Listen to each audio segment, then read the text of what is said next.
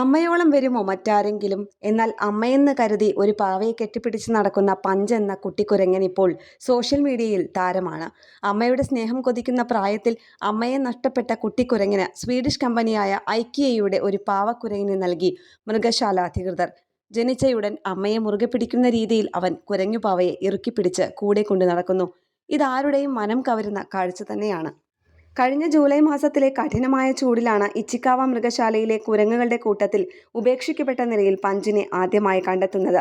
അമ്മക്കുരങ്ങ് ചൂടും മാനസിക സമ്മർദ്ദവും കാരണം പഞ്ചിനെ ഉപേക്ഷിക്കുകയായിരുന്നു. അനാഥനായ ആ കുഞ്ഞിനെ പക്ഷേ മൃഗശാല ജീവനക്കാർ കൈവിട്ടില്ല. സോഷ്യൽ മീഡിയയിലും പഞ്ച് ഇപ്പോൾ ഒരു സൂപ്പർ താരമാണ്. പതിയെ പതിയെ തന്റെ വർഗത്തിലെ മറ്റു കുരങ്ങുകളുമായി ഇണങ്ങിച്ചേരുന്നുണ്ട് എന്നതും ജീവനക്കാർക്ക് അത്ഭുതമാണ്.